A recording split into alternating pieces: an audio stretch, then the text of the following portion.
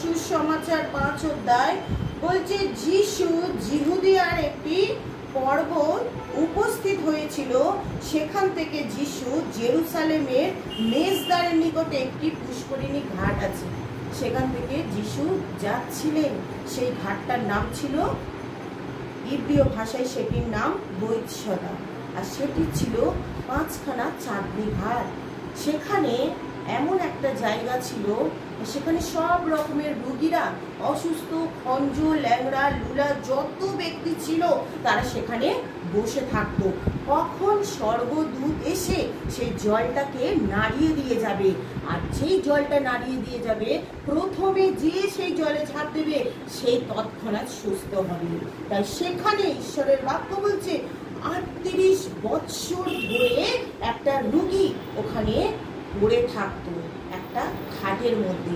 সেই রোগীটা ছিল দীর্ঘকাল অবস্থায় সেখানে পড়ে থাকতো। সেই রোগীটা যখন যীশু খ্রিস্ট সেখান থেকে যাচ্ছিল, তখন তাকে দেখে প্রভু বলল যে তুমি কি সুস্থ হতে চাও?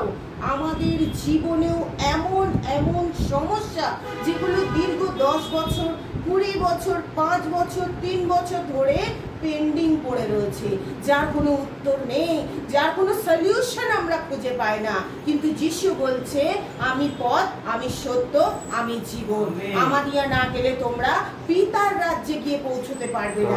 তাই আমাদেরকে ভাবতে হবে আমাদের কোন পথে গেলে আমাদের জীবনের পেন্ডিং সবকিছু প্রার্থনার উত্তর আমরা পেয়ে যাব।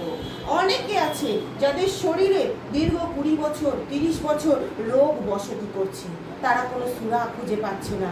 কিন্তু ঈশ্বরের গৌরব করি, যারা যিশুকে চিনেছে, যারা যিশুর কাছে এসছে, যিশু বলছে আমি তার গোপন রোগের প্রতিকার করব। তাই গীত সঙ্গীত 103-এর বাক্যে বলছে যে তিনি সমস্ত গোপন রোগের প্রতিকার করে থাকেন। আমরা নিজেরাও জানতে পারি না আমাদের শরীরে মারাত্মক মারাত্মক রোগ থাকে, কিন্তু যখনই আমরা প্রভু যীশু খ্রিস্টে আসি তখনই আমাদের সেই দীর্ঘ সহিষ্ণুতা। আজকে কিসের বাক্য?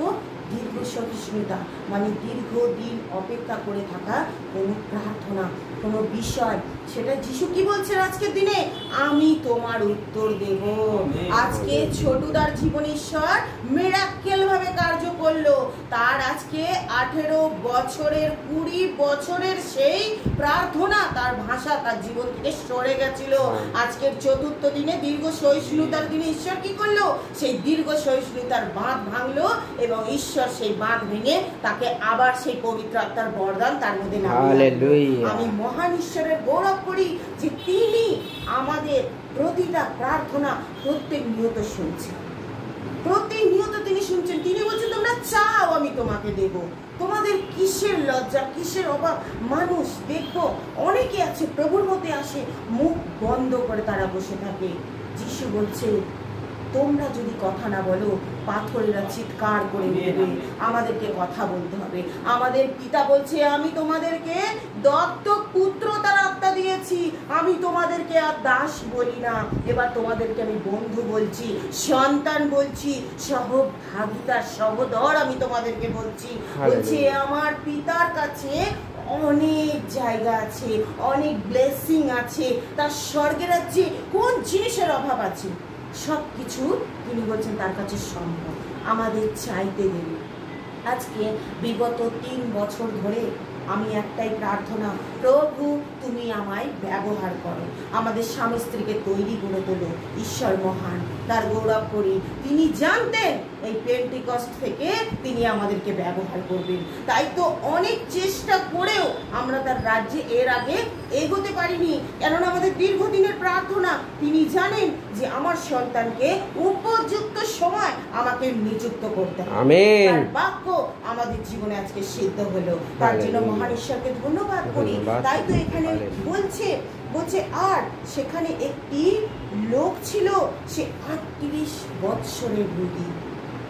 যিশু তাহাকে পড়িয়া থাকিতে দেখিয়া দীর্ঘকাল সেই অবস্থায় রহিয়াছে জানিয়া কহিলেন তুমি কি সুস্থ হতে চাও? ওখানে যে দীর্ঘকাল পড়ে আছে, যিশু কি করে জানতো?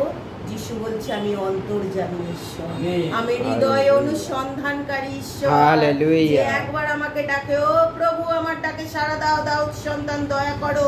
বলছে আমরা কি এক পায়ে এগিয়ে যাব, তিনি 4 পায়ে আমাদের জন্য ছুটে আসে।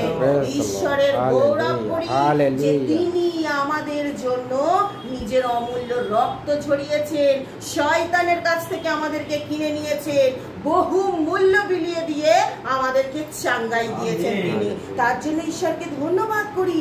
তিনি যখন দেখলেন সেই সন্তান দীর্ঘ 38 বৎসর ধরে পড়ে রয়েছে, কেননা তিনি সর্বশক্তিমান ঈশ্বর, তিনি সব জানেন, তিনি জগতে এসেছেন পরিত্রাণ দিতে। তাই তাকে দেখে তিনি বুঝতে পারলেন যে সে 38 বছর ধরে পড়ে আছে, যার ফলে তার মুখ থেকে সেই বাণী বেরালো, তুমি কি সুস্থ হতে চাও?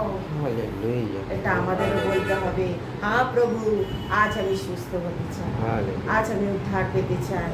মহান ঈশ্বর, আজ আমাকে রোগ থেকে মুক্ত করো, যেন এই সাক্ষ্যকে নিয়ে আমি যেন দিক দিগান্তে বহন করতে পারি, যেন যারা ভটকে আছে আমার এই সাক্ষ্য যেন তাদের জীবনে পরিত্রাণ নেমে আসুক, আর যেন তারা বিপদ থেকে ফিরে এসে তোমার পথে আসতে পারি। তাই এখানে বলছি ঈশ্বরের বাক্য, যে রোগী উত্তর করিল, মহাশয় আমার এমন কোনো লোক নাই যে যখন জল কম্পিত হয় তখন আমাকে পুষ্করিণীতে নামাইয়া দেয়, আমি যাইতে যাইতে আর একজন নামিয়া পড়ে। সে 38 বছরের পক্ষাঘাতী, সে মনে মনে বলতো আমি কখন এই জলে ঝাঁপ মেরে সুস্থ হব। যিশুর কোনো দরকার ছিল সেই বৈথনিয়া, সেই জেরুসালেমের মেজদারের নিকটে পুষ্করিণীর ঘাটের পাশ থেকে যাওয়ার কি কোনো দরকার ছিল?